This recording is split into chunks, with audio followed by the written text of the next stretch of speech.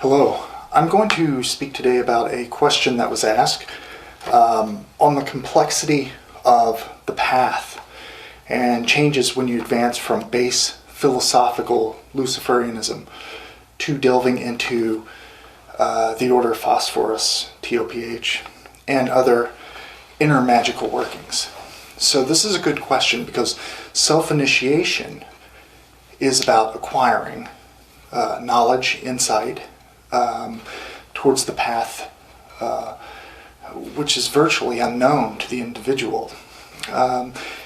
When you apply the basics of the 11 points of power, basic Luciferian philosophy, you're going to find intense changes occurring, looking at things differently, perceiving things differently.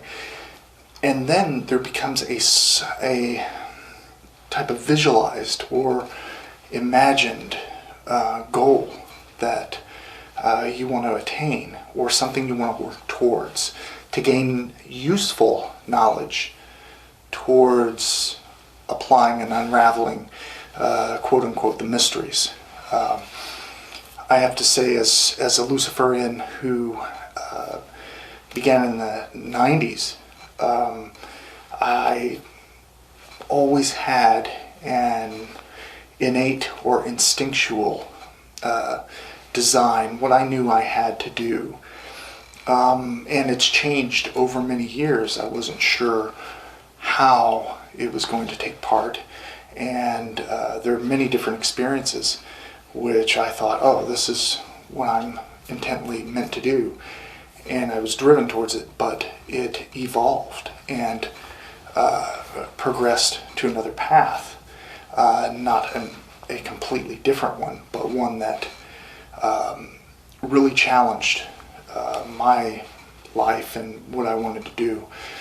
Now, using a format, initiation in Luciferianism requires a discipline, a format, and self-initiation shouldn't be done blindly and without purpose. So if you take something like beginning Luciferian Magick, adversarial light,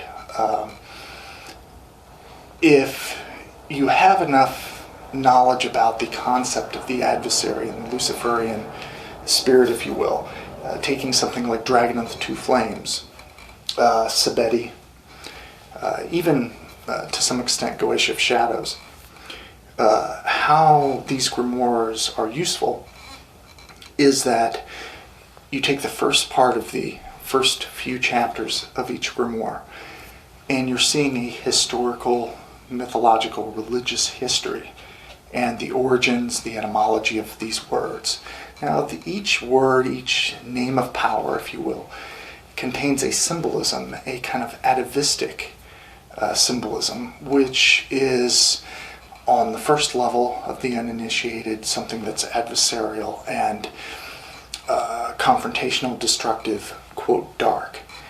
But going under those layers, by learning about the history, the words, what these mean, what they meant before Christianity, or something outside of the Judeo-Christian cosmology, the theology of these, they have a deeper understanding that's not at all completely off-sided and destructive.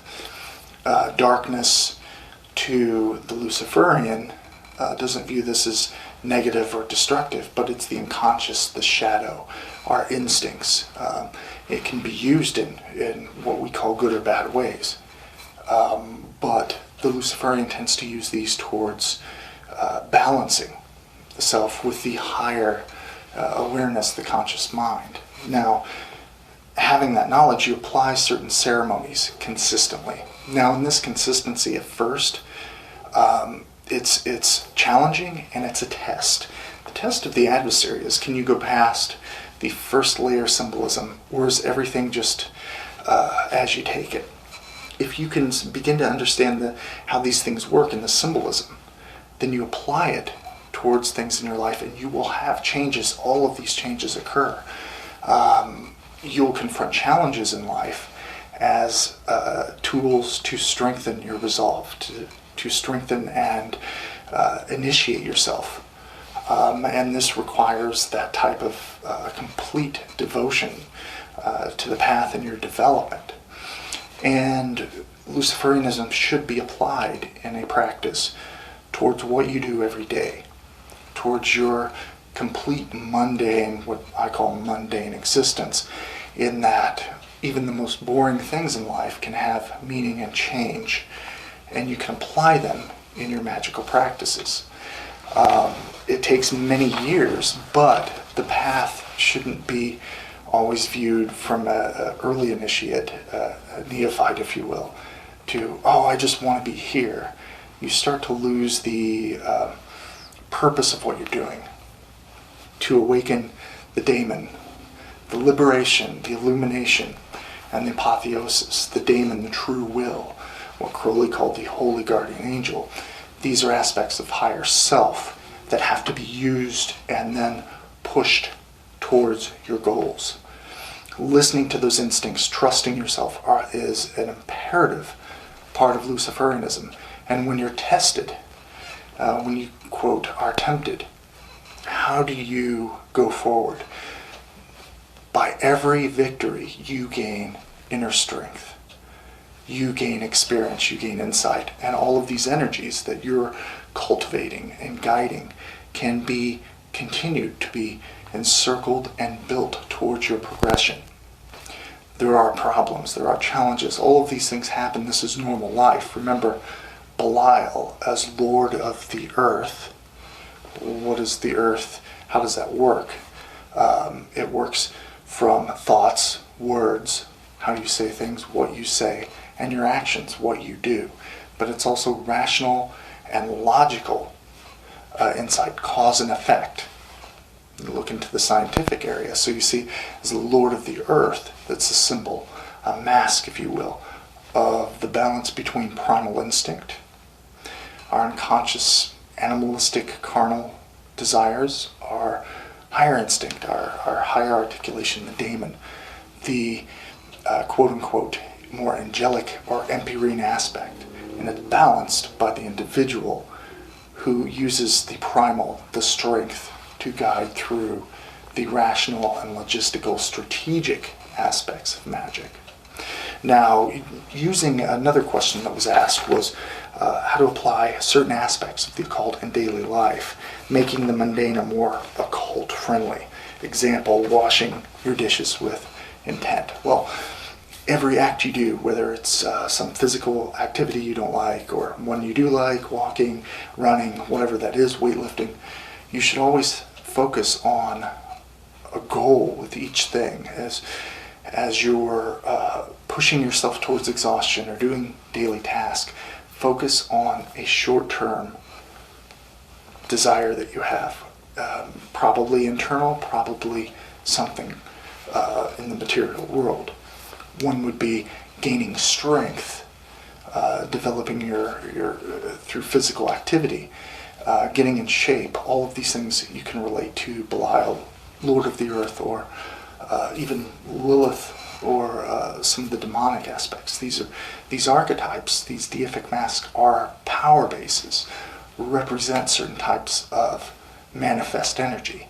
So even a task that is mundane, focus on the sigil, on a basic intent, and use it in a way that's not a paragraph, this is what I want to do, but get it into 2 words and focus on that. And the archetype in everything you're doing, even meditation, walking, doing things at work that don't require intensive thought, all of these can be used towards that initiation.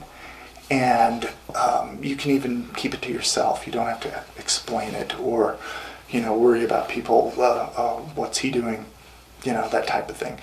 Do it in a way that internalizes what you're trying to do in this world.